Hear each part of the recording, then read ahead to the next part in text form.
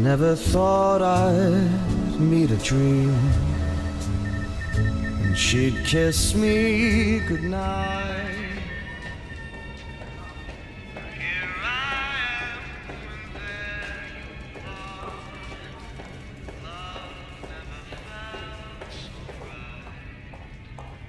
Good night, Annie. Good night, Fee. Oh, Annie, will you be going down the Bluebell tonight? No, not tonight. Tired. Early night. I wish it was early. See you tomorrow.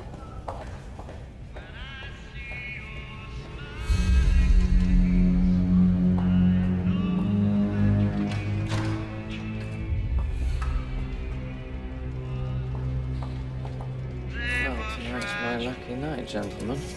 I'd like to thank you all for turning up with your pockets full of donations. What I can assure you will be very worthy cause.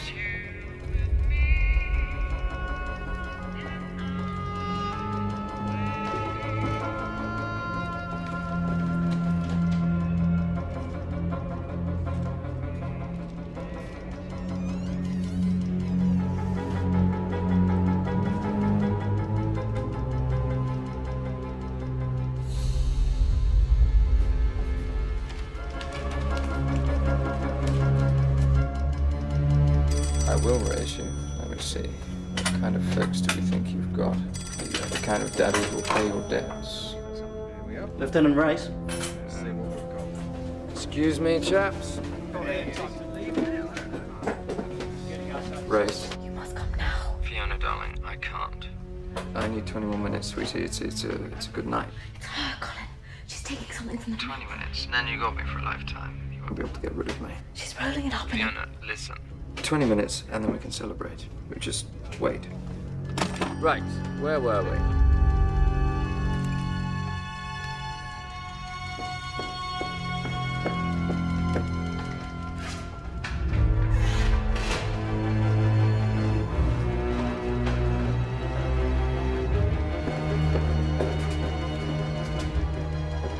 Good night. Good night, Mom.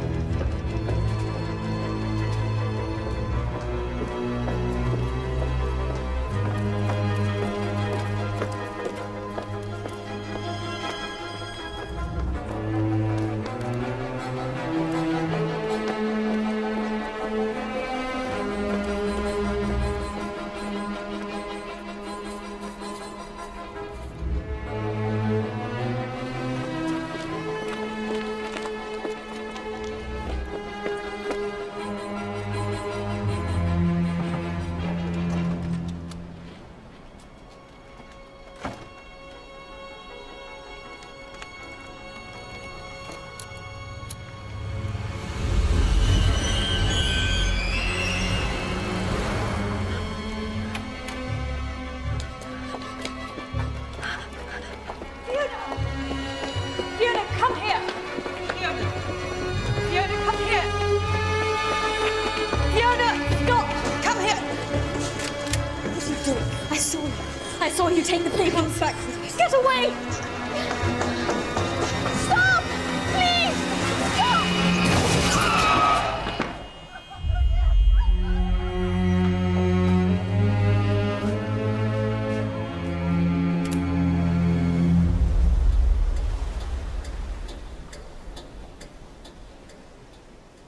And so, madam, may I ask you a question? You may, but I might not answer. My mother told me it was rude to answer a question before 6 o'clock in the evening. Especially from Swedish gentlemen, Herr Yes. But I am Finnish. I wish you would finish. I'd like to go and get myself a drink. Do you not think that the murder of your husband, the scarlet lipstick on his collar, the Bible on his desk, The Good opened Samaritan? at the page of the Good Samaritan? The word revenge, written in his blood on the blotter, is littered with what we call in Finnish, puna sili. Red herrings, madam. Red herrings.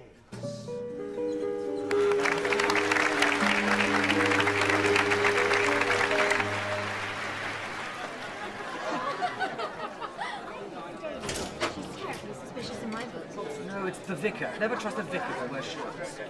Isn't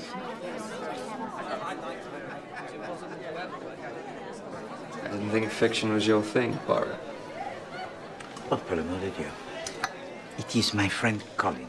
But it has been so long. Good evening, sir. How does your father, my good friend Colin, always? The old man's fine. He's enjoying his retirement. Another whiskey for my young friend, s'il vous plaît. Thank you. Ladies and gentlemen, please take your seats. I need your help, sir. But of course. I realize that this meeting, it is not a coincidence. I imagine that you sought me at my apartment, and Georges, mon valet, told you where I could be found. But if I may, you have the appearance of such a one who has traveled this evening a great distance. Dover. Can we talk after the final act? I don't want to ruin your enjoyment of the play. Oh, no, for Poirot, the play, it is over. Oh, with my dear friend, Madame Oliver, the puzzle, it is not so intricate. No, she is not in the same class as, for example, Monsieur Gary Gregson. You are acquainted with his books? Of course. Alors, let us find somewhere here to sit, and you will permit me to help you, mon ami? There's a girl in Dover. She works in one of those secretarial bureaus, you know, a typist place you ring in and you hire a typist for an hour or whatever you want. And how does she call herself? Sheila Webb. Are you all right? Oh, oui. Poirot, he listens. Anyway, yesterday, a very strange thing happened to Sheila Webb.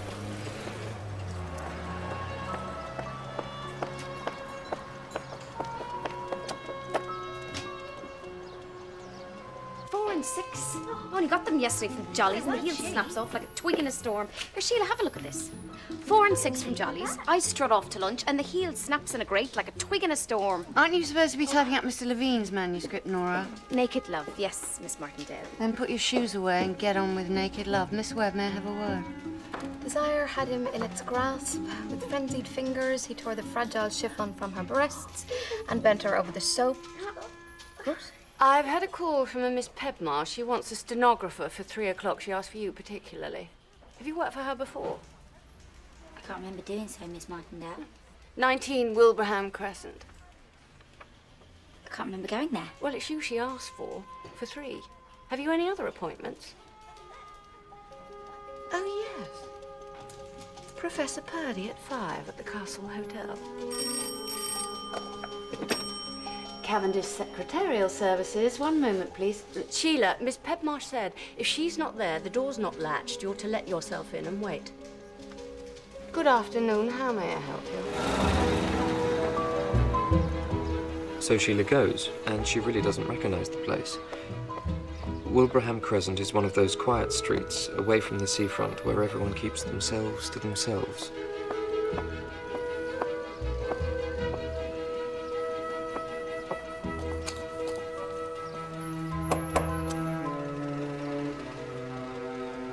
Hello? Miss Pebmarsh?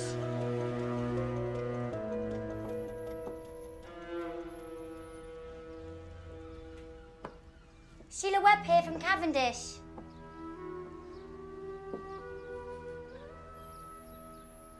Miss Pebmarsh, if it's all right, I'm going to sit in the front room.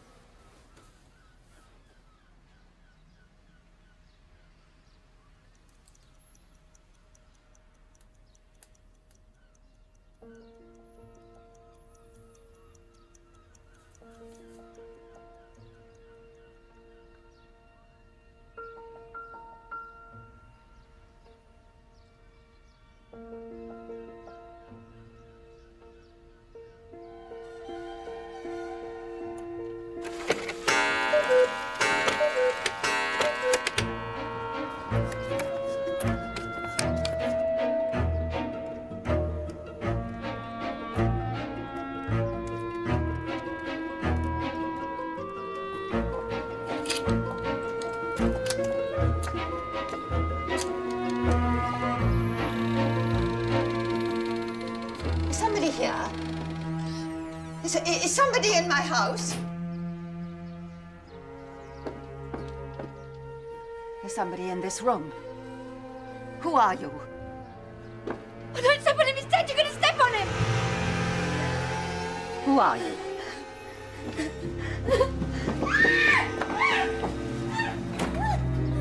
Oh, please help me! What is it? He's in there. He's dead. He's dead and he's just lying there dead, stabbed on the floor. Who's been stabbed? Calm down. Someone's dead in there. I will help you. I will help you. You're saying there's a dead man lying in number 19? Yes. All right. Well, let's go in. No. Then let me go in, and then I'll call the police. She's in there too. Who? Miss Pepmarsh. Right, well, sit down and breathe. Stay here. I will help you. Yes.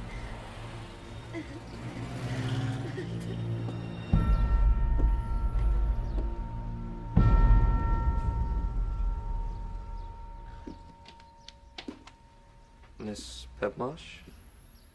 Who are you? I'm Lieutenant Race. I was passing by.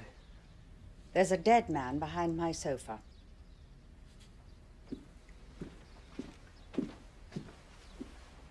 How did this happen? I don't know. Who is he? I don't know. I live alone. I came home from work. There was an hysteric in the house. She left screaming, and I find a dead man behind the sofa. You're very calm. When you saw what I saw in the Great War, Lieutenant Race, you know a dead man is not something to be scared of. If you will invite the young hysteric in, I'll make her a cup of sweet tea. I'll call the police. Very good. Who was this dead man? Huh.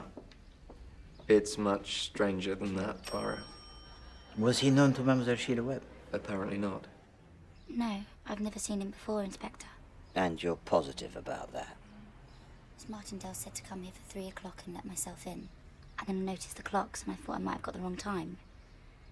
And then, just before Miss Pepmarsh arrived, I noticed the man lying there. Have you worked for Miss Pepmarsh before? No. And that's the thing, sir. She asked for me specially, and I don't know how she knew me. Sir, we can't find the murder weapon. There's no knife. He's a Mr. R.H. Curry, Metropolitan and Provincial Insurance. I don't know him. Stay here.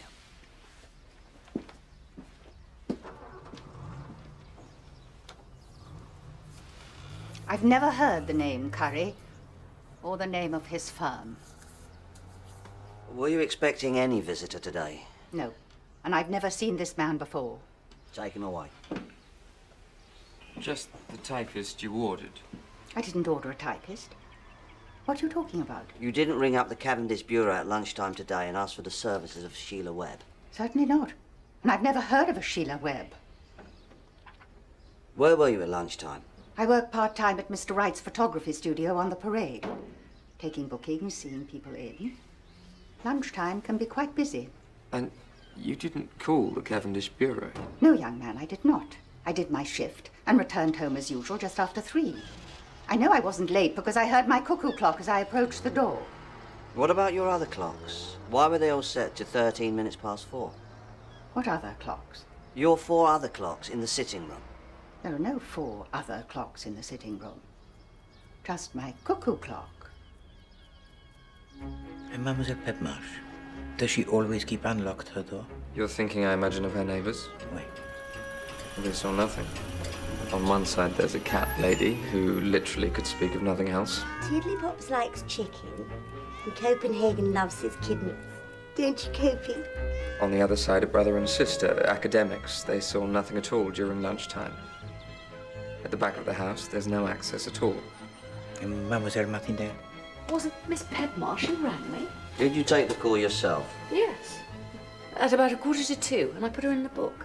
And these clocks, definitely they do not belong to Mademoiselle Pepmarsh. That's what she says. Eh bien, it is a puzzle. But there is something else that puzzles Poirot. You. Why was Colin Race in Wilbraham Crescent at 3 o'clock yesterday afternoon? Huh? And why do the police permit that you should ask questions during the interviews? And why is it that your eyes are inflamed with crying, my dear friend?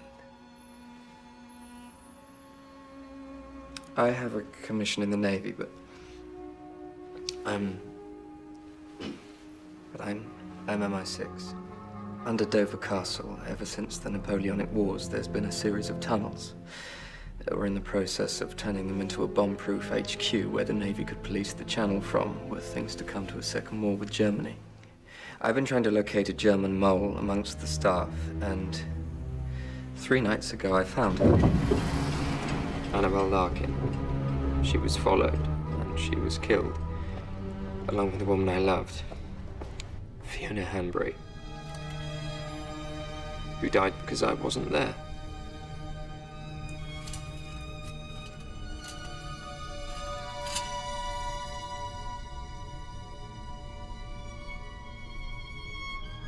Amongst Fiona's things, I found this.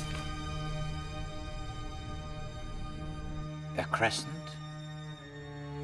The letter M? 61. I think it's a note as to where Fiona followed Larkin, where the contact was. I've checked out the Crescent pub and the half-dozen Crescent roads in Dover. Yes, and what, you were checking out Wilbraham Crescent at the very instant that Sheila Webb, she runs out of number 19? Yes. I was checking again. It was closest to the scene of the accident. And I may sound crazy, but I don't believe it was a coincidence. I believe the man dead in Wilbraham Crescent must be connected in some way to Annabel Larkin. And I don't believe what the police are thinking, that Sheila Webb is a murderer. I see. She's the main suspect. She was the one that found the body. She's the one they can place alone in the house. But I saw how scared she was when she ran out. I know she's not a murderer. I will help you. And I will not let another girl down, because I was unable to help.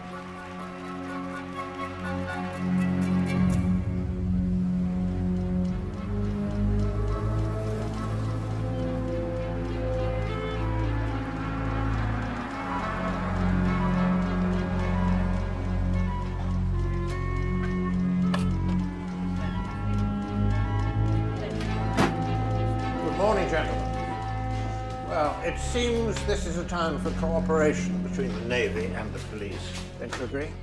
We want to flush out what remains of this German cell in Dover. Intelligence tells me it could well be connected with the murder of this insurance agent in, where was it, Wilbraham Crescent? That hasn't been verified yet, Admiral. It's not Wilbraham Crescent? No, that he was an insurance agent. Inspector, may I introduce you to Hercule Poirot, who Lieutenant Race has requested be brought in to help this investigation. But I think we can... I verified this with Whitehall and Scotland Yard, and they tell me he's a private detective of excellent reputation and that we're lucky to have him on board. If that's what I have to work with, that's what I work with. Any ideas, Mr. Poirot? Just pop them in the pot. Merci. It seems that if we solve one of our problems here, we'll solve the other. Monsieur, may I have a word? Admiral. Inspector.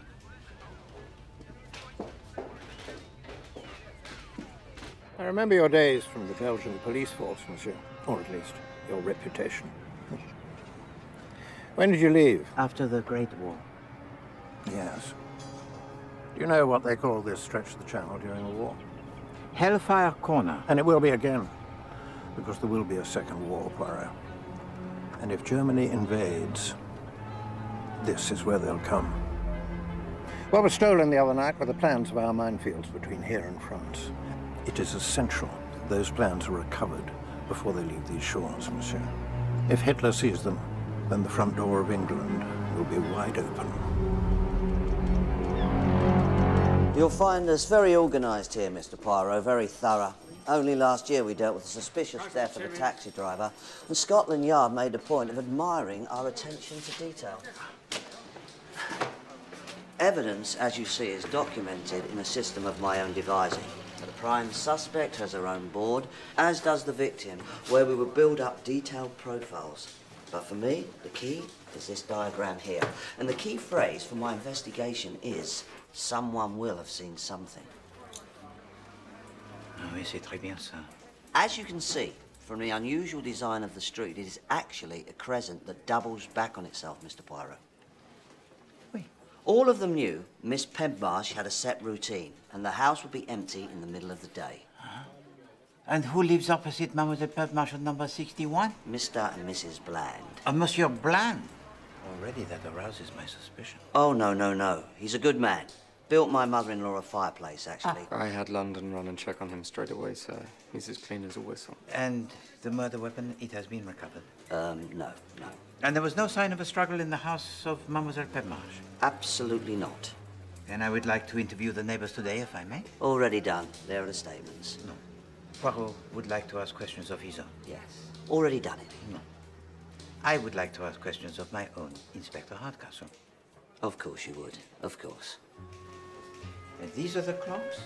Yeah, and we're on the sniff to find out where and when they were purchased. Dresden China clock, French thing. Yeah, Ormond. And the silver carriage. And where is the fourth clock? There were only 3 clocks, sir. Unless you count the cuckoo clock. No. I do not count the cuckoo. There was a fourth clock, a traveling clock, and on it the name Rosemary. That's right. Don't tell me we've lost a clock, for goodness sake. When I boxed the evidence, sir, there were definitely only 3 clocks in that room.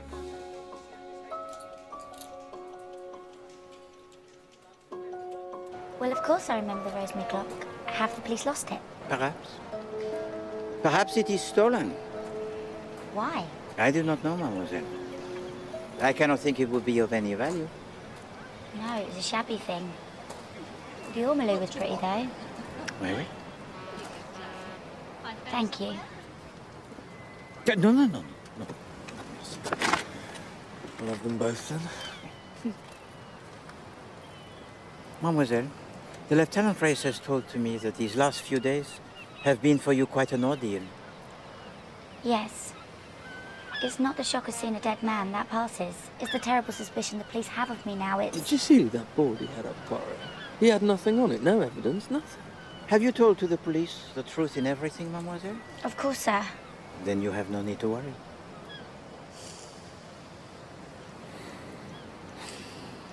I need to get back to work. And so should we. Will you be all right getting back, Miss Webb? Yes, I'll be fine, thank you. Mademoiselle, do you know what means the name Rosemary? No. It means remembrance. Oh, remembrance. Goodbye. Au revoir.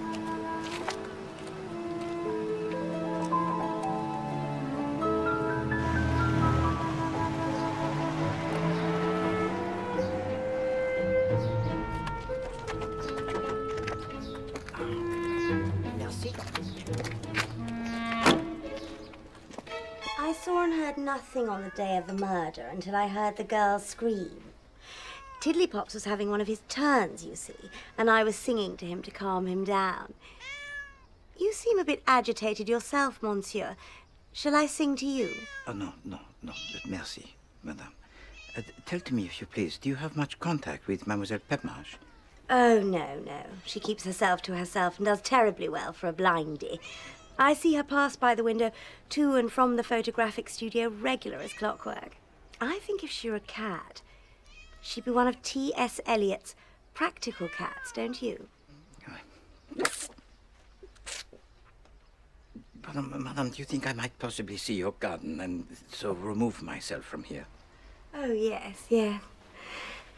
Have you realised that if you write T.S. Eliot backwards, it spells toilets? Well, almost. Copenhagen pointed that out to me, didn't you, Copey? The bane of our neighbourhood are the Mabbots, number 62. He has girls with catapults. In fact, I heard Miss Permarche have hard words with Mr. Mabbott just the other evening about their behaviour. May I ask, was there any connection between the murdered man and Miss Permarche, Lieutenant? I believe not. Oh, that's unusual too. So he just came there to be killed, did he? Miss Permarche is as quiet as a church mouse, isn't she, Matthew? Yes. We hear neither hide nor hair. We told the other inspector this. I don't know why we're being asked again.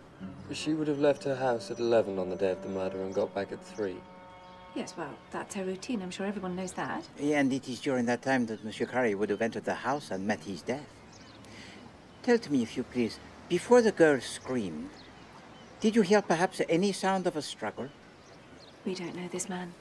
And our studies are at the back of the house, Lieutenant. We're academics, you see. And neither my brother nor I heard anything at all during luncheon. We like this street because it's quiet also. Yes. The only trouble we've had is that Mrs. Hemmings. The cat lady. She might play the scatty old dear, Lieutenant, but scratch the surface, and she's a poisonous old bitch, believe me. Rachel, we must get back to work. Yes. Good day, gentlemen. Good day, madame. Good day.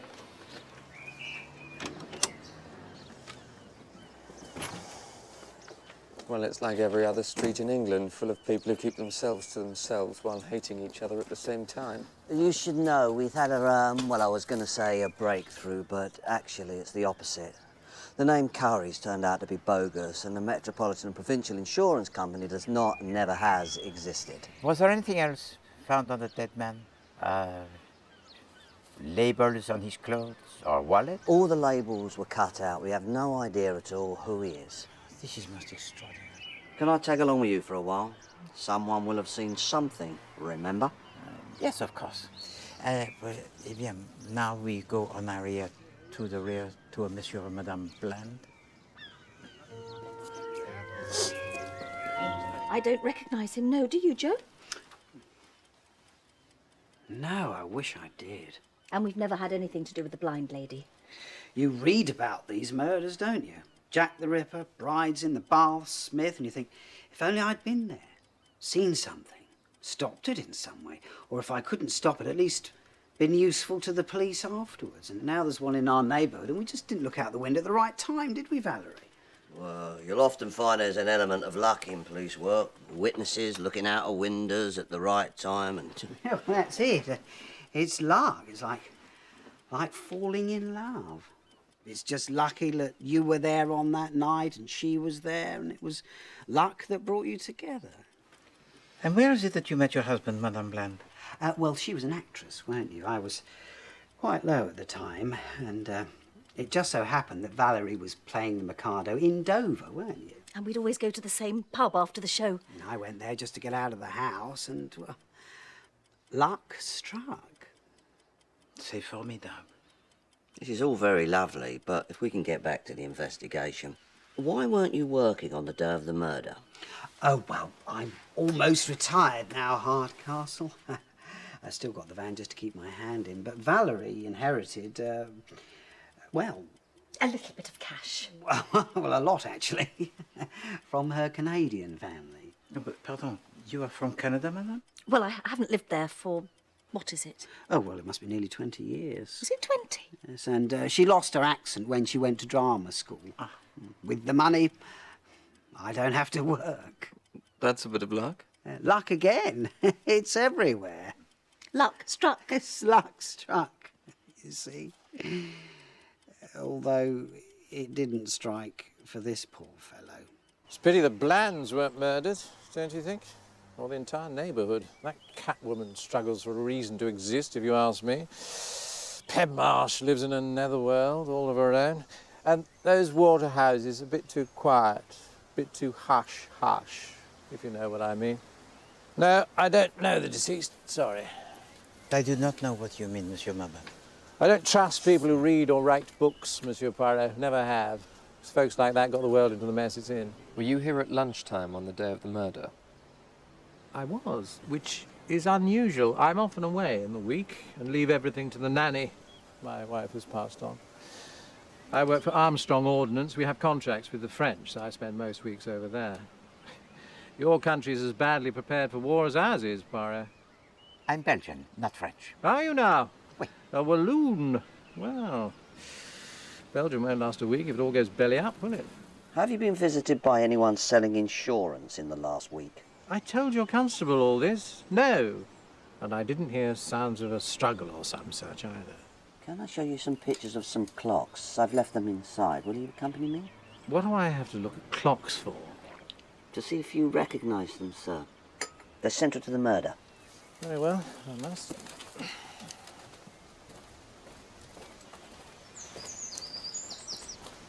I will get your contacts to investigate that man, mon ami. I'm on it, yes. Regular trips to the continent.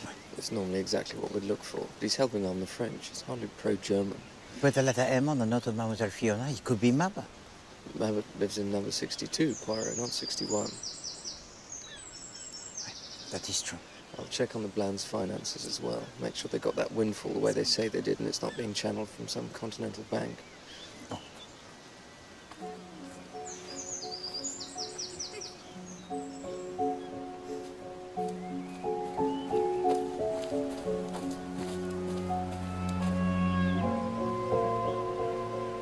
Is that the garden of Mademoiselle Pepmarsh? Are you trying to work out who killed that man? Oui. Were you playing here on the day that he died, mademoiselle? Our nanny grounded us for 2 days. We kept hitting the cats. So she kept us in.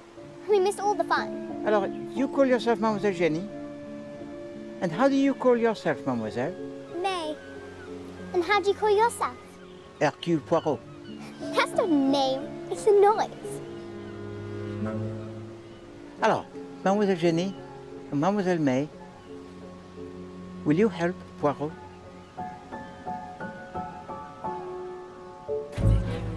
Merci.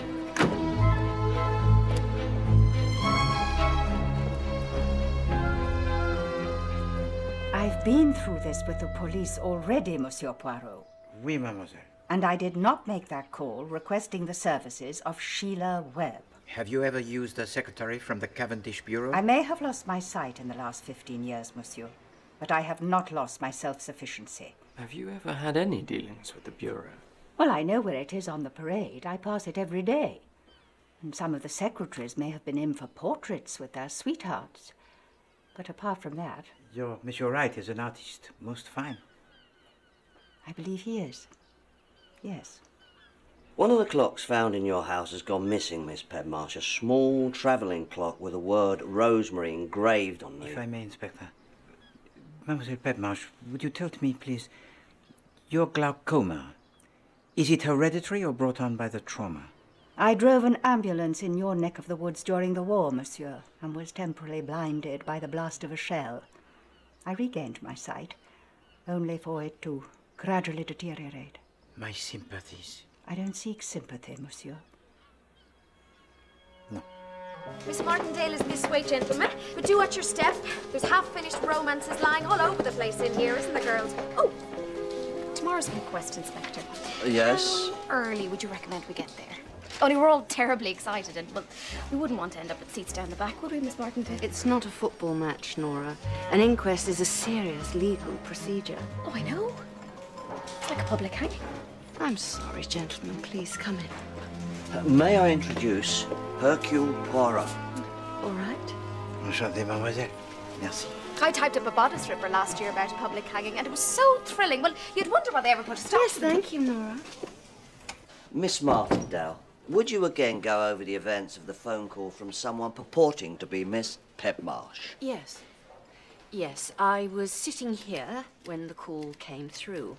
I made a note in the book, and then Mademoiselle, if I may ask, did you do the typing for Gary Gregson? Yes. Yes, I was his private secretary. I set up the bureau with the money he left me after he died. But I am a reader most admiring, mademoiselle. I still manage his estate. All of his papers are here, published and unpublished. Bachelor's in Peril. Certainly one of his best. For goodness sake. A puzzle most intriguing. But it did not confuse Poirot. The train at the station. Ah, oui. The hair of the moustache on the cocktail glass, eh? The 3 pairs of shoes, size 6. All designed to throw one off the scent, eh? But not Hercule Poirot. Is there any chance we can get back to the real police work here?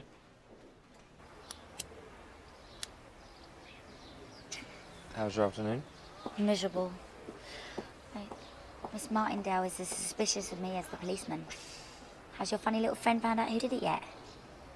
But if you ask me, Pedmarsh could easily be lying about not making that phone call. That's what I've been thinking. The body was found in her house. She could have easily pinched that clock. And whoever stole it must be connected because it's...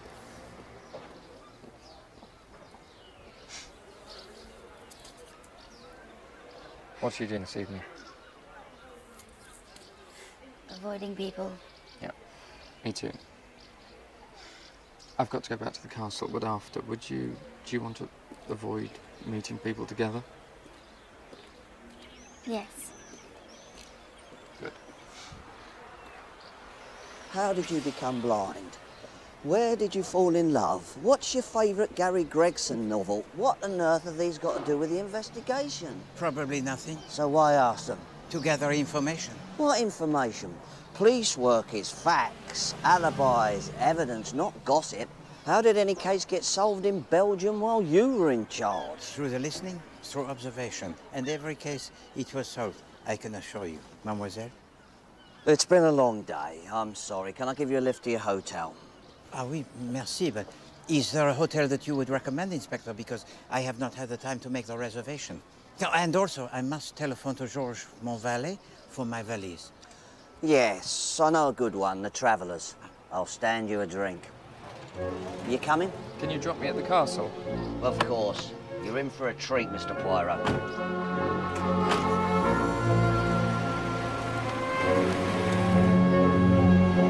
We'll get a missing persons campaign out on Curry. Pictures in the paper, bobbies at the train station, the whole works. Someone will have seen something. Inspector, this bar, does it have a menu for the cocktails? That's the finest brew on the south coast, mate. The key now is to find the identity of the murdered man. Is this the best hotel in Dover? Yeah. Let's line a few more of these up, shall we? Jerry? What are you laughing about? Poirot. I left him at the Travellers' Inn looking like Pussy 4 in a chip shop. He was trying to keep it in, but he's having 40 fits at the thought of having to stay there. It's nice to see you laugh.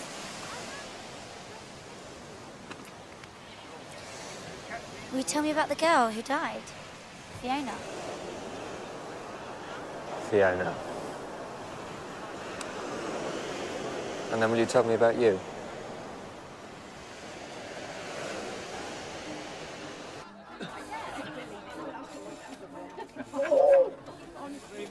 Sir? Hello? Is that the Castle Hotel? Bon. I wonder, do you have available for a few days a suite? Oui? Hercule Poirot. No. Hercule. Oui? Poirot. That will do. Merci. I'm telling you, Mr. Poirot, Sheila Webb made that call to Martindale. But there is no reason why she would. There is no evidence, there is that. But in my gut, I think once we have the evidence, it will point to her. But do you not think, as does the Admiral Hamling, that the murder is connected in some way to the theft of documents? Ah oui? Merci. À bientôt. Merci, monsieur. No, I don't. That's Navy talk. They think everything's related to the coming war. There'll be no war. But I think the man will have a link to Sheila Webb. She arranged to meet him there and killed him. But with what motive, Inspector? The clocks and the 413 and the rosemary will all come back to her. I've seen girls like that before, and they're manipulative. And let's see how she does under pressure at the inquest tomorrow. I'm adopted. I've no one. I was adopted by an elderly couple who had no children of their own, and... well, they're dead now. It's times like this I long to have a family to go home to. Do you have a sweetheart? No. Damaged goods. I don't think so.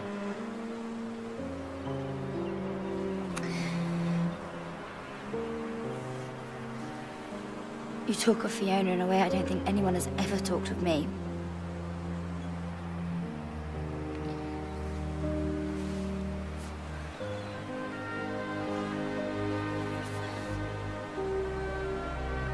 That's nice. This is nice, Colin.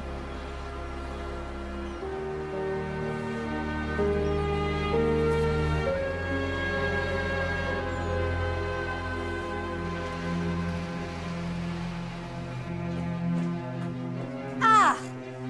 What is it? Sie haben wieder Katzendreck auf die Matte geworfen. Diese Schweine! Verhohne Schaufel und Besen. How do I look? It is too red.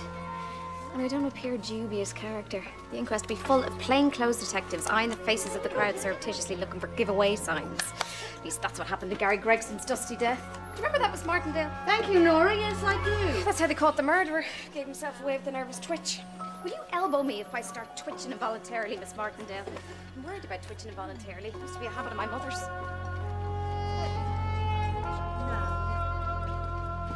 Have you polished my new brogues, Valerie? Have you polished my brogues?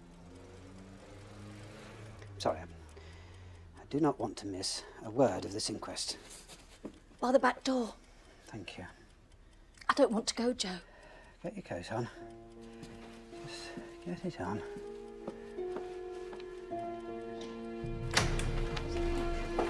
Come on, girls. Best seats in the house.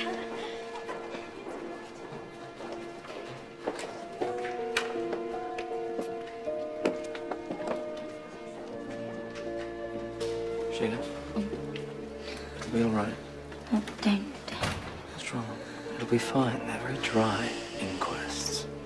You just rattle the facts out. This arrived for me this morning.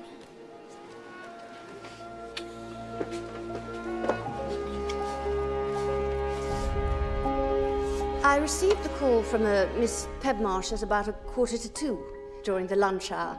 She was most particular in requesting the services of my employee, Miss Sheila Webb. I made a note in the book, and then I checked Miss Webb's other appointments for that afternoon. Well, I wasn't the one who made the call to the Cavendish Bureau, I assure you. I merely arrived home from work just after 3 o'clock and found a young lady in my front room suffering from a fit of hysterics. She ran out of the house, and then I discovered the body behind the sofa. I spent my lunch break alone in the little cafe on the corner of the parade, and I must have got back about 2:15 and left immediately for Wilbraham Crescent. I entered the house as instructed and noticed all the clocks in the sitting room were, well, they were wrong. This threw me a little, and I checked my own wristwatch, and then I saw the legs of a dead man I didn't recognise sticking out from behind the sofa. If it pleases the court, I'd like to read a statement from the report of the police surgeon which has been handed to me. After a thorough examination of the contents of the deceased's stomach, I conclude that he had not had lunch but had had a drink, and that the drink had been spiked with chloral hydrate, a process known as a Mickey Fin, Your Honour. He'd been drugged before he'd been stabbed.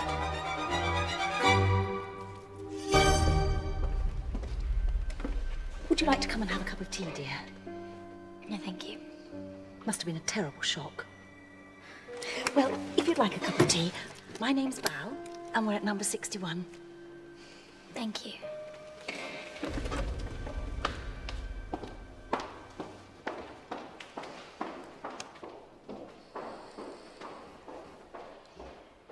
How long before he was stabbed was Monsieur Curry drugged with the chloral hydrate? The surgeon says the effects of the drug can last up to 4 hours. So he was almost certainly drugged at another location?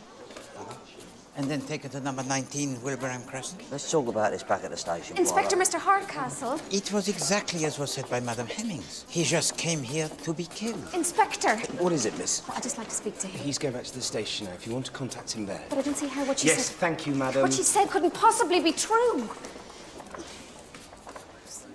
If Curry was killed in a different location, that puts Pebmarsh back in the frame. Not at all. Even a blind woman can stab a drugged man in the heart. The time of his death is estimated between 2 and 3 o'clock. And I have literally millions of witnesses who saw her at the photographic studio during that time.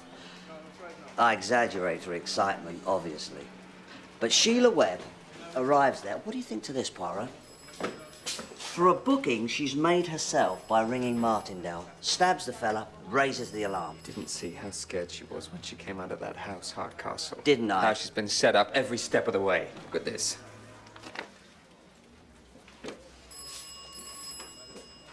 Remember 413? Jenkins. Someone is definitely putting the frights on her. Inspector. The only thing missing is that it's not written in blood. Inspector, there's Nora Brent on the phone. I'd like to speak to you regarding the inquest, and we have someone who has an identification of the dead man. Tell her to ring back later. Ah, Mr. Bland, please come in. afraid the inspector's busy at the moment, madam. I need to speak to him because what she said couldn't possibly be true. She was lying at the inquest, you see? Sorry, madam, but it's just not possible at the moment. I'm going to come round. I've seen this man before. I didn't know it, but then I saw the girl at the inquest. Which girl was this? The girl Sheila Webb. Now, I'd definitely seen her before. It was like having a sixth sense of déjà vu, which is a feeling I'd not previously experienced. And where had you seen before the Mademoiselle Webb? Well, Mrs. Bland and I were at the Fine Art Fair at the Castle Hotel. Now that our pockets are a little deeper, Hardcastle, we get invited to things like that. And Sheila Webb was walking through the foyer, having come from upstairs, with a man. This man. When was this? The day before the murder. Are you sure? Of course he's sure, Lieutenant Race. It's not everyone whose judgment has melted in the face of a pretty girl. What are you suggesting? Thank you for coming, Mr. Bland.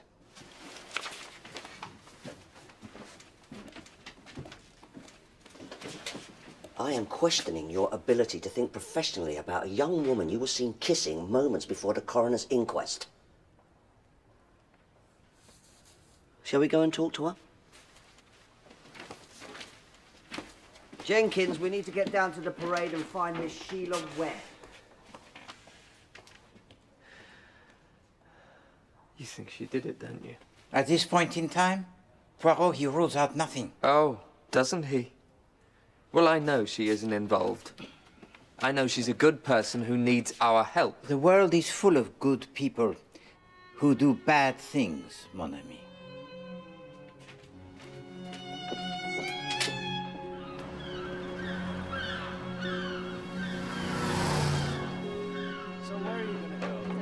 I don't have anywhere to go. I don't know what I'm going to do. Don't touch me! Sheila, come back inside. I don't want you to follow me because this all stops now. Come back inside. Do you understand? Come back inside, Sheila. Come on. Calm down.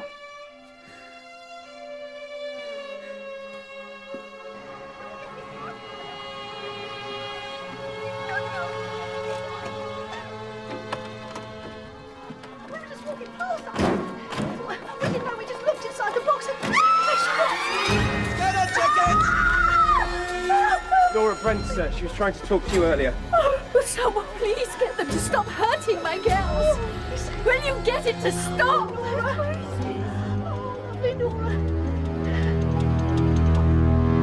Using her exact words, what did Nora Brent say to you, Constable? She said she couldn't see how what she said could be true, that she was lying at the inquest. And this is Sheila Webb she's talking about? I believe so. But she didn't mention her name. Constable Jenkins, are you absolutely certain that those were her exact words? It is very important. I'm sure, yes.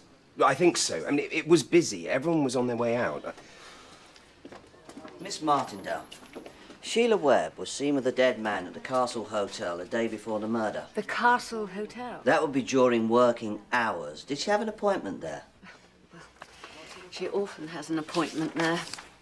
She had a regular client who resides at the Castle Hotel. And I use the word client with all its meaning, sir. Sheila Webb has a habit of inappropriate familiarity with some of our male clients. A Professor Purdy especially, who resides at the Castle Hotel and who requests her services at least once a week. He's bought her gifts, I believe. Perhaps you've noticed a silver wristwatch, which a girl like Sheila couldn't possibly afford. Oui, mademoiselle. I would not be at all surprised to hear that she had been seen with other gentlemen at the Castle Hotel. That's a disgraceful insinuation. Is it, Lieutenant? Surely you've been aware of the effect Sheila Webb has on a certain type of man. Tell to me, if you please, has Mademoiselle Sheila Webb or Mademoiselle Nora Brent ever worked on the estate of Gary Gregson? Not again. Who cares about Gary Ruddy Gregson? Can't you see the case that is building in front of you here?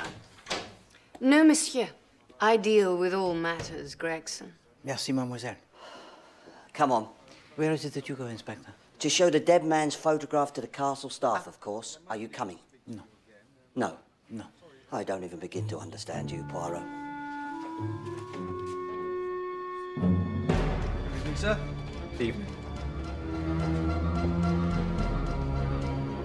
What news have you got for me, Rose? Well, I ran checks on the residence and names of 61 Wilbraham Crescent as well as I can, and there seems And what to... did you find? Not much. Truth be told, the Blands have come into money, but as you can see from these bank transactions, it's genuinely an inheritance from Canada. Colin Mabbott next door is of interest to us because he travels extensively on the continent. Yes, Mabbott works for Armstrong Ordnance, doesn't he? Who supply the French army with weapons. He does. So not your usual German spy. No. Anything else? Not as yet. Does this second murder on the parade have anything to do with Wilbraham Crescent? Yes. In what way? I don't know. You don't know much, do you, Lieutenant? Does Poirot? Not yet. Maybe this business in Wilbraham Crescent has nothing to do with the leak and Fiona Hanbridge's death. Maybe you're wrong, Lieutenant. I don't think so, sir.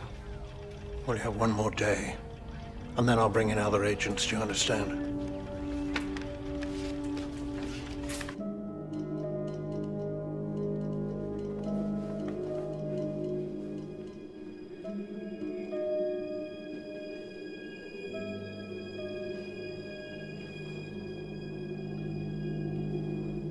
Is that mine? Yes. Where did you find it? Sorry I wasn't there for you What do you mean? on the night you died. Let me get my hat and my coat. Let's go down the Bluebell. Then let's go to my house. All right? All right. Stay here.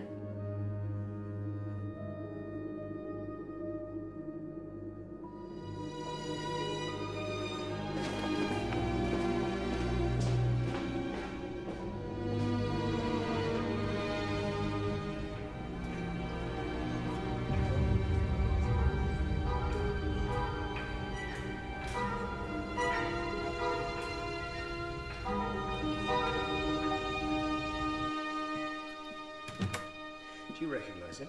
Has he been in the hotel at any time in the past week? I don't think so. Possibly accompanied by a young lady, Miss Sheila Webb. I cannot believe that poor girl was murdered in broad daylight where anyone could have seen. It sounds a most desperate crime. Right. Most desperate indeed. Tell to me, if you please, after the inquest, did Mademoiselle Nora Brent say anything to you? No, why would she? So you did not know her at all? She had not made perhaps the visit to the studio here with her sweetheart? I don't recognize the name, but it's possible. Appointments are usually made in the man's name. Ah. Oh, you're welcome to look. Mr. Wright keeps copies of every photograph he's ever taken, and he's been here over 30 years. Oh, merci, mademoiselle, but I do not think that will be necessary. Does Monsieur Wright develop his own portraits? Oh, yes, he does everything here. If he sends out to a lab, the results are never as professional. Oui, d'accord. Ah, Pep Marsh. So you have had taken your own portrait? No, monsieur. These are my sons. They passed through here during the war and sent a portrait back to me. They are most handsome. Yes, they were. They were. I volunteered for service after I lost them, and then after the war, came here. And it pains me to think, monsieur, that if this peace does not hold, there'll soon be another generation of boys in these files who send photos back to their parents, but never get home.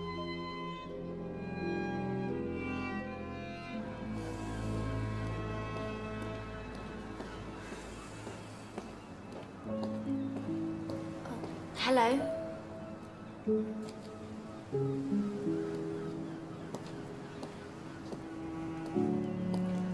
Where have you been? Can I be with you tonight?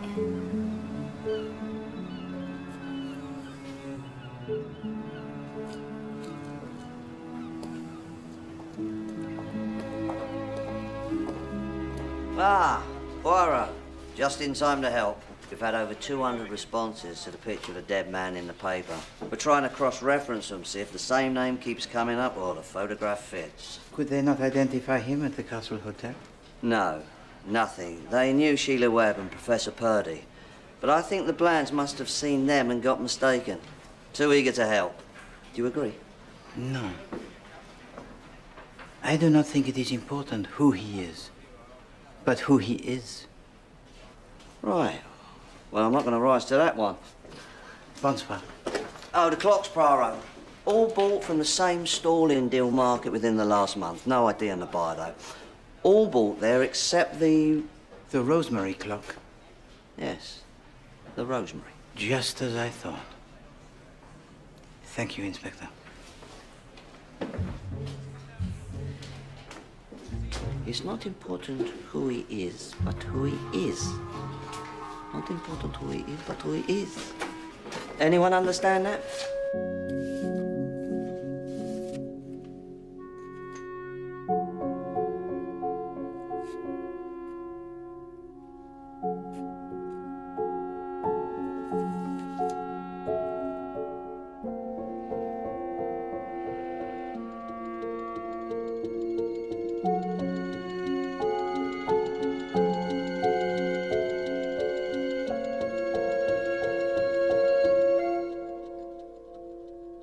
Most extraordinary.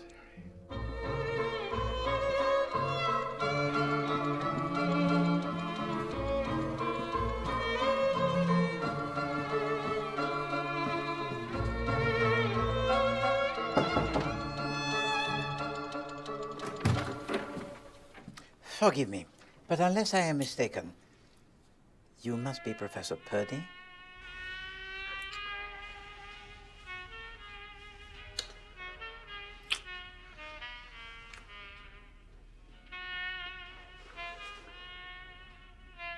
Where did you go after the inquest?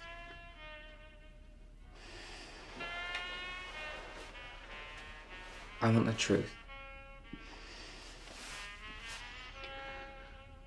For a walk on the front. It could have easily been me who made the call to Miss Pepmarsh, easily me who killed that man. I could have done it all. I mean, there's no proof that it wasn't. I just needed time to think what to do. But when I made my way back to work, I saw Nora was dead. I knew I'd be blamed for that as well. I left over this afternoon. I wasn't going to come back. Which would have been bad. Yes, it would. But you need to see the police and clear your name. Yes, I know. You believe I'm innocent, don't you? You believe it wasn't me.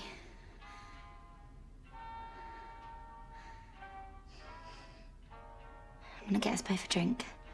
There's glasses in the kitchenette.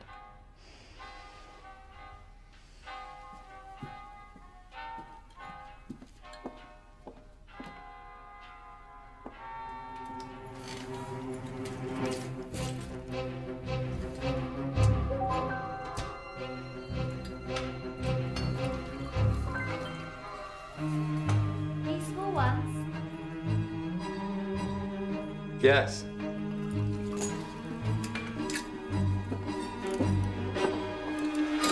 When did you get this? When did you get it? I'm taking you with me to the police station now. Now. Where did you get the murder weapon? All right. Where did you get the clock? Unless I am mistaken, Inspector, Mademoiselle Webb received the clock when she was a child? For her birthday? Or was it Christmas, perhaps? When I was born, the home told me it was a gift from my mother, who I never knew. What are you talking about? Rosemary is the first name of Mademoiselle Webb. Is that not so? Mademoiselle R.S. Webb? Yes. Rosemary Sheila. And yet you choose to use your second name, no? May I continue? Ah oui, bien sûr. Pardon. If the clock was yours, what was it doing at Miss Pebmarsh's house? Alors, she does not know, Inspector, which is why she stole it.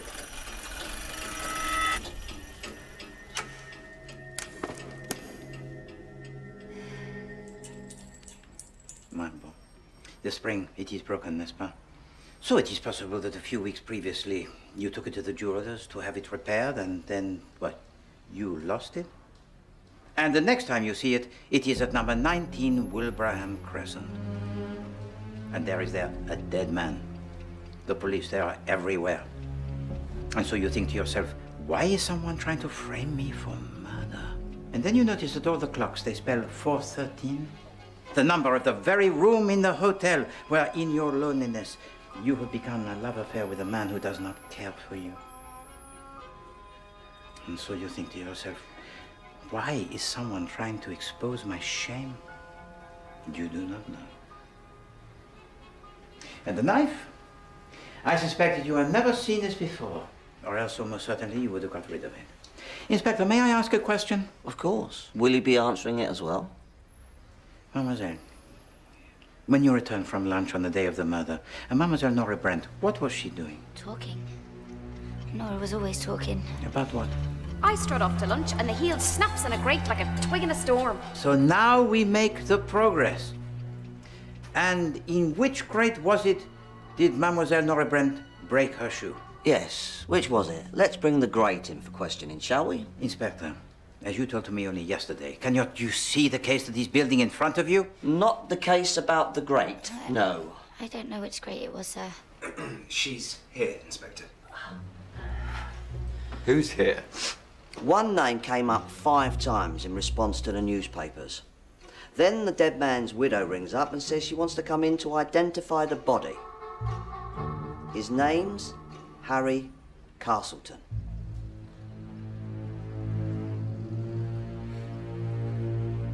Put this one back in the cell, Constable. This is far from over.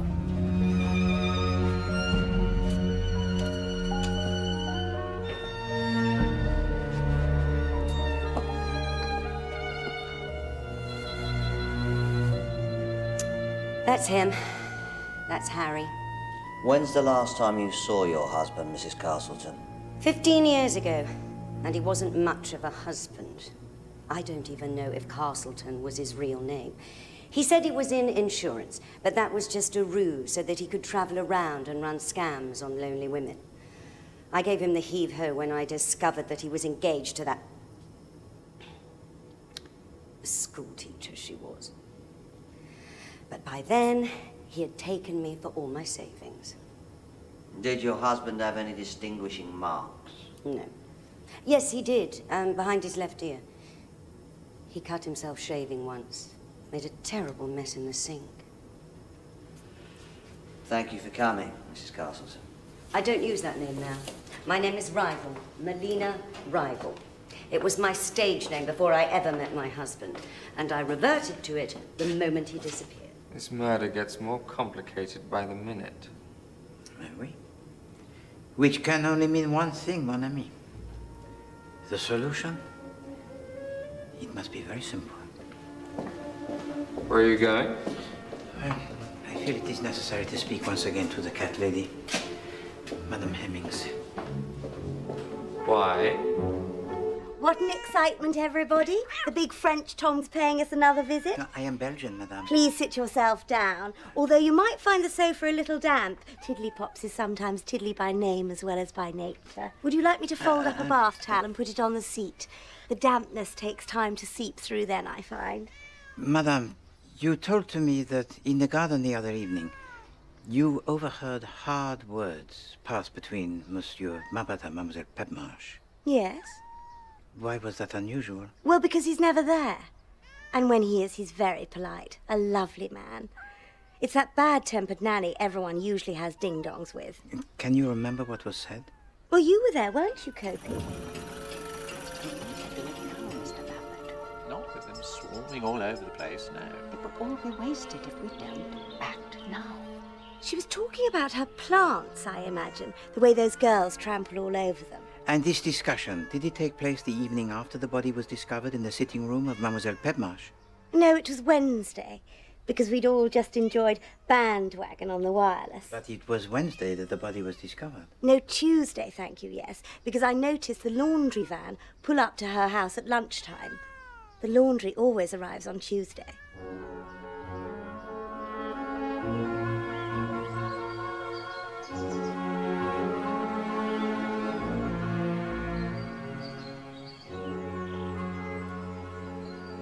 Monsieur, hello? Hello? Hello. Mrs. Bland. Ah, Madame Bland. I hear on the jungle drums that you've identified the dead man. Well, shall we say the police? They are confident. That's wonderful. Yes, indeed. Oh, tell to me, if you please, madame, from where in Canada are you? It is simply that I have some friends in Montreal, and I wondered if you knew them. Oh, not the French-speaking part, no. Edmonton it was. Alberta. Ah, je suis désolé. How foolish of me, huh? Did you find that when you were coming over here, everyone would say to you, I know someone in England, Newcastle. Please to say hello. Oh, yes. People can be so silly. Well, But it was natural for me to settle in Dover because this is where my sister lives. As well as meeting Joe here. but of course. Well, I'll let you get on, monsieur. But that's wonderful news about the identification. Yes, indeed. Madame. We did what you asked. Do you want to come and see? Oui. Mademoiselle Jenny? Mademoiselle May, tell to me what is it you have found? Coins. Coins? About 2 insects. Ah, but that's very good.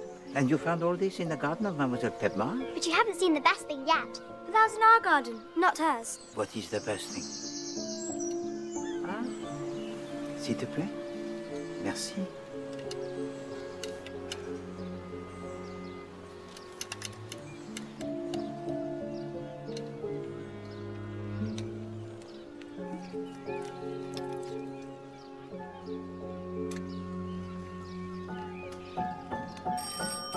You may have known him under a name other than Castleton.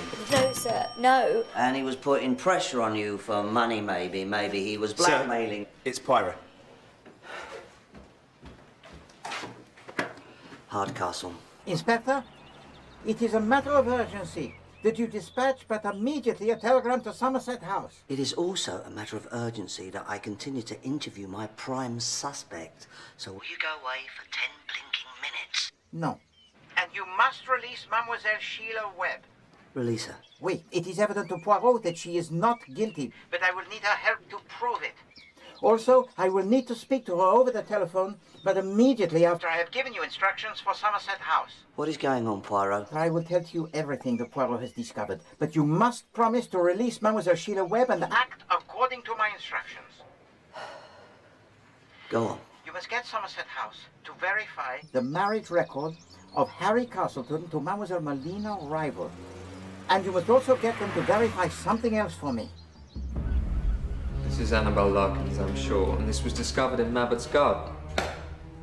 Also, I learned from his daughters that this afternoon he intends to travel to France. You must prevent this. No, you've got the wrong end of the stick. Trawling through the histories of the neighbours, we found this. The Waterhouses, with their perfect English name, their perfect English voices, are German. They came over in 1936 from Munich. They changed their name from Tuchmann. But of course they are German. But did you not notice the slips in the way they spoke? We like this street because it's quiet also. The use of the word also at the end of the sentence. A mistake most common in even the most fluent German when they speak English. Why didn't you say? Because they cannot be connected, Lieutenant. Maybe they buried this in Mabbott's garden to draw us away No. Monsieur Mabbott and Mademoiselle Petmarsh were overheard on the evening of the murder. We need to do it now, Mr. Mabbott. Not with them swarming all over the place, no. It will all be wasted if we don't act now. It was presumed that they were arguing about the children, but no, Poirot thinks not. Poirot suspects that they were talking about the police that were now in the neighborhood and the importance of getting the stolen documents to their contact on the continent. Miss Petmarsh? Consider this. The note that was made by Mademoiselle Fiona on the night she followed Larkin, it would have been made in haste, huh? A piece of paper pulled from her handbag? A scribble?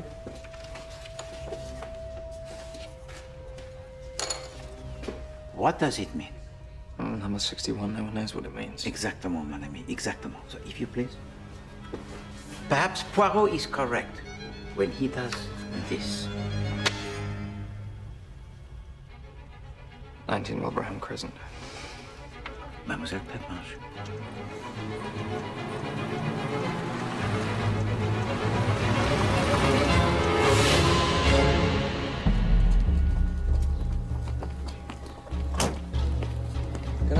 where you're going, please, Mr. Maverick. Why are you asking? Routine.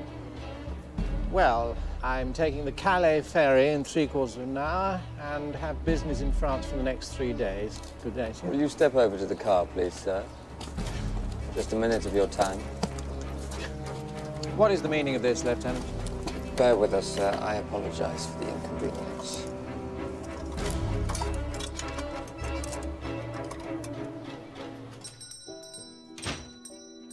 Good afternoon.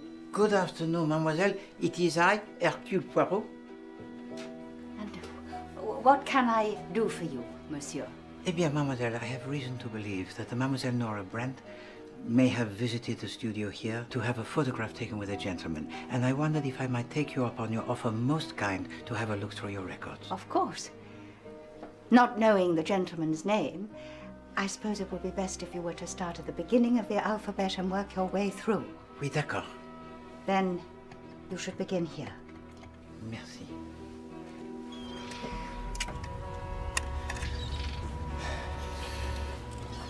Fine weather for a crossing today, sir. How long is this going to take?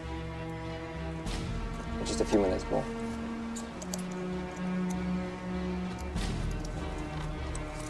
What have we here?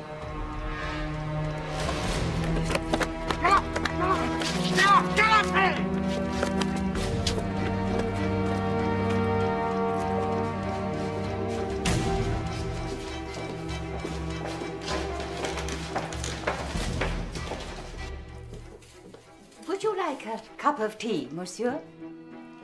No, merci, mademoiselle. I think I have found what I'm looking for. Already? Wait. I thought that the sweetheart of Mademoiselle Nora Brent had a name at the beginning of the alphabet, and luck it has struck. Millicent Pedmarsh, I'm Lieutenant Race of the Royal Navy, and I'm arresting you under suspicion of high treason. Would you please accompany me?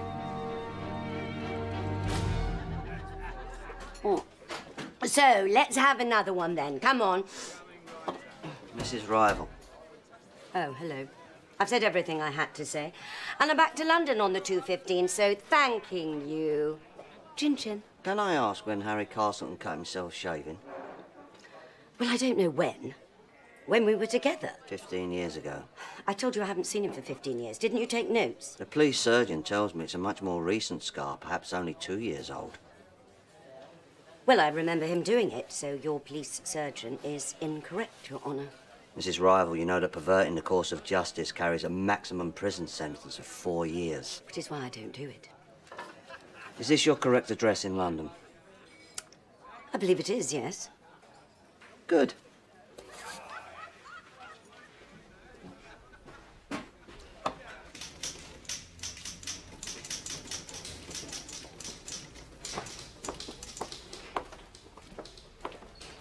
Oh, Sheila, nice to have you back.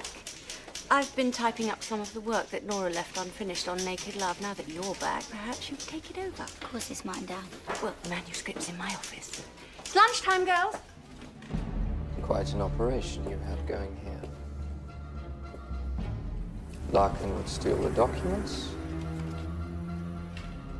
Pedmarsh would make a copy. And Maverick would make a drop somewhere in France. And all of you recruited by the Waterhouses. No, Lieutenant. The Waterhouses. You were doing quite well until you mentioned that scum.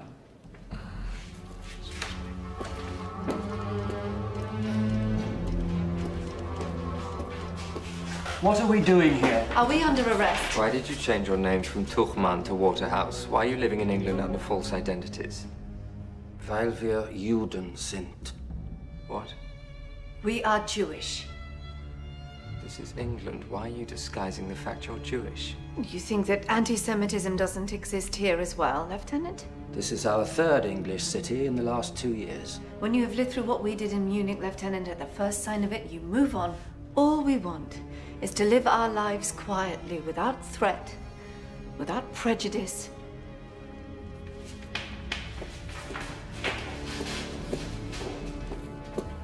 The irony is, Lieutenant, it's in our country's interests to have peace with Germany. to stop the communists creeping ever westward. We are patriots who pass information to Hitler. Because if Chamberlain's policy of appeasement doesn't hold and someone like Churchill gets his hands on power, we will be dragged into a war 100 times worse than the last one. And in that scenario, the quicker Germany knocks out a weak, liberal England, the better for all Europe. Or what would remain of Europe under the Nazis? Monsieur, you have not seen your country overrun by foreign tyranny. I have. And I tell you, monsieur, that I value the weak, liberal England, as you call it, as a country well worth of fighting for. But you won't do the fighting, will you, monsieur? It'll be the young boys again. And if I can save one life by keeping this country weak so it cannot engage in war with Germany, then I will be proud of what I've done. Fiona Hanbury had a life. I think people like that are called collateral, Lieutenant. They die for a greater good.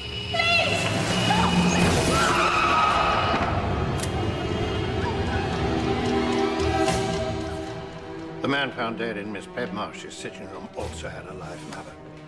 As did the secretary, Nora Brent. No, sir. Monsieur Poirot and I don't believe those deaths had anything to do with these people. In fact, if we're correct, Inspector Hardcastle is at this moment making an arrest in that murder investigation. He practically put a black cap on his head and gave me 4 years. I'm not going to go to prison for 4 years. I won't do it. Well, I want more money. More than the 200. No, I want more. All right, I know where that is. I'll meet you there. Where do you think she's heading? Down to the seafront. If she can stay upright.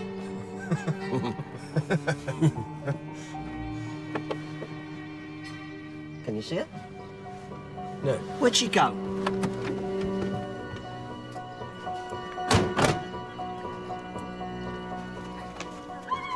Sir.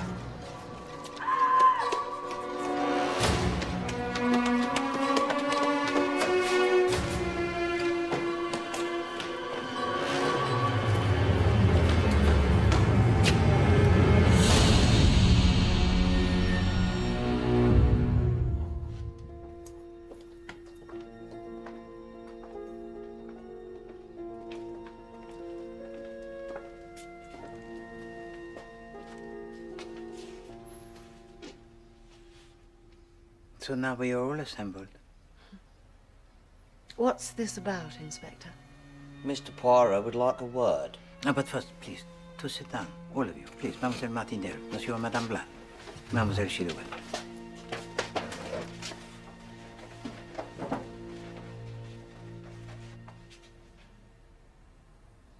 I thank you all very, very much for coming here this evening.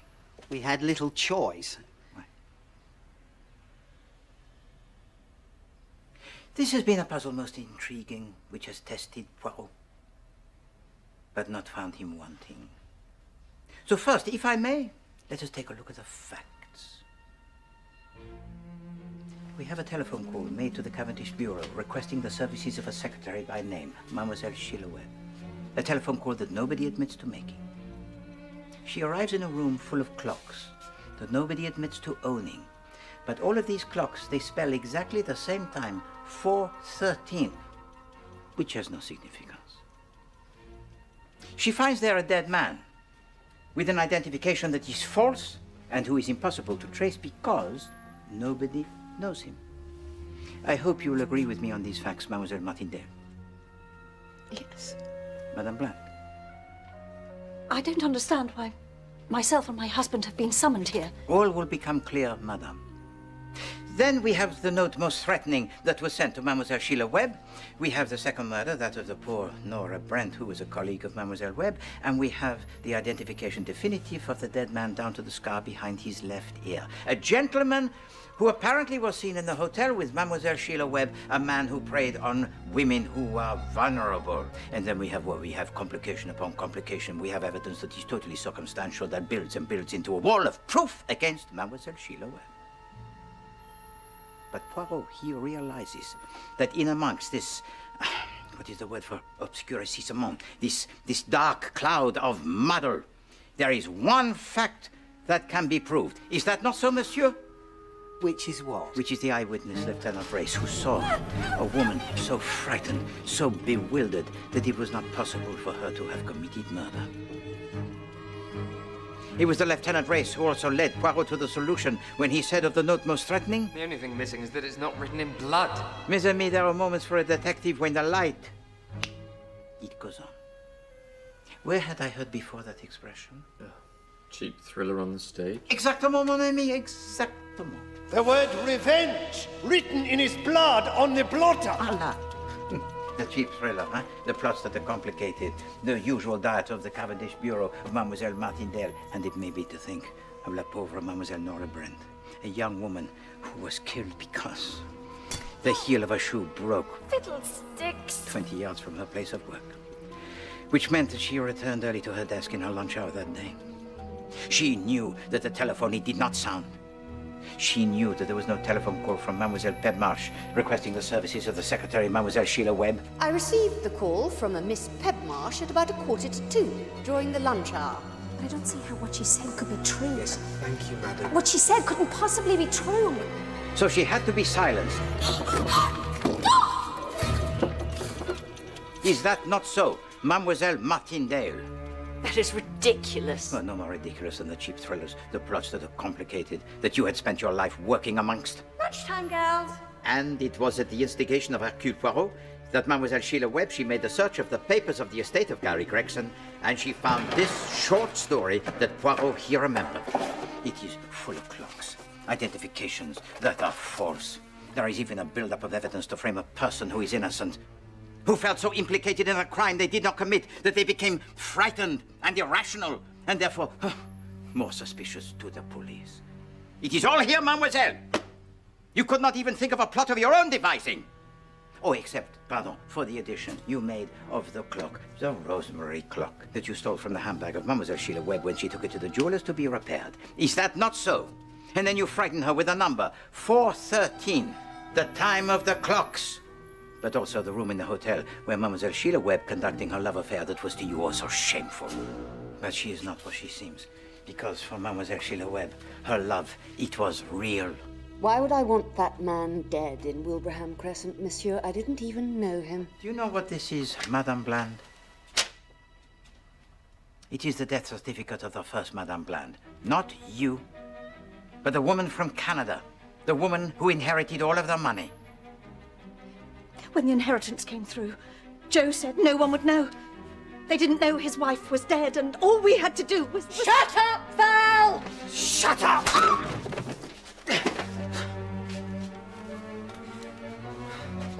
So, who is the dead man, Poirot?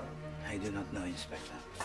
But as I told you before, it is not important who he is, but who he is.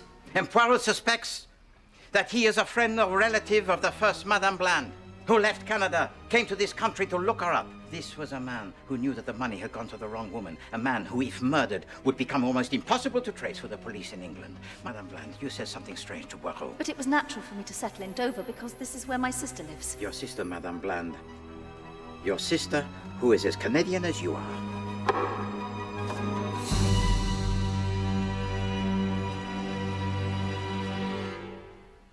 When the letter from his wife's uncle arrived, Joe said he and Kathy could work it out.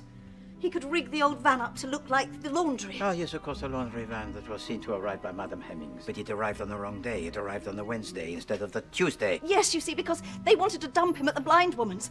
Find a mark on his body and get a Melina to verify it. Who you knew from your days in the theatre. Oh, come on in.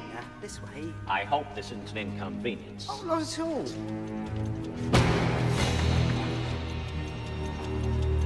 There, look, he has a scar behind his left ear. Kathy said she knew how to make it work. That there was a young tart at the bureau who no one would miss, who would deserve it. She said she'd set her up. It would be all right. They said there would be no reason for the body to be at the blind woman's house with Sheila Webb, and it would just confuse the police. It would be confusion upon confusion, complication upon complication. Joe had worked so hard all his life for nothing, and the money was so huge. It was so huge.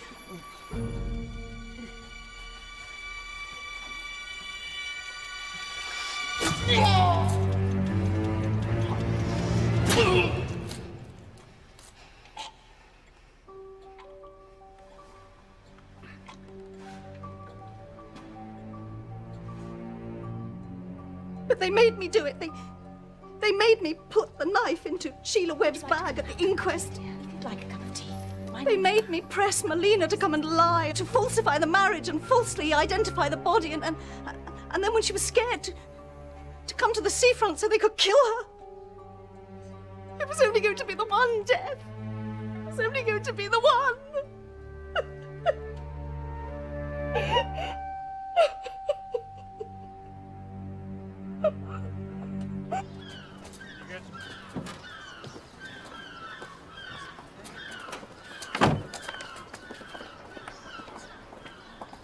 Madam, back.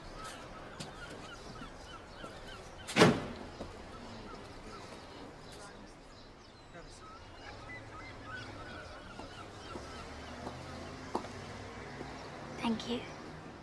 Mademoiselle.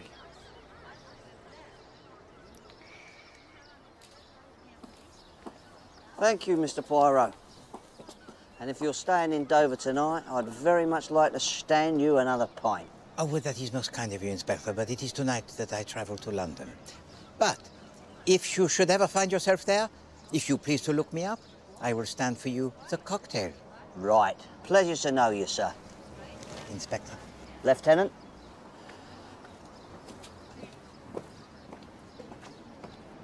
Monsieur Collin, do I have to tell you to go after her? No. Then go after her.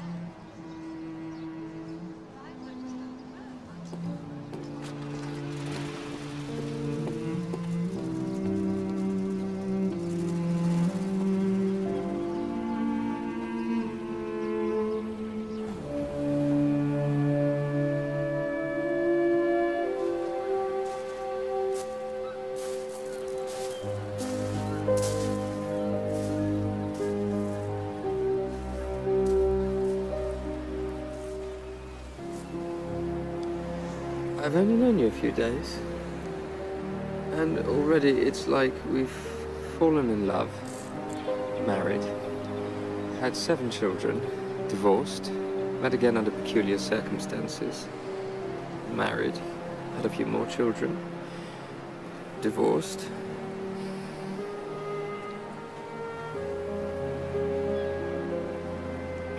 She must have hated me so much.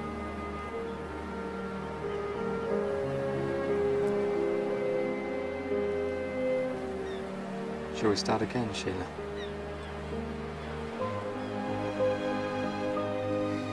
Yes, please. Let's start again.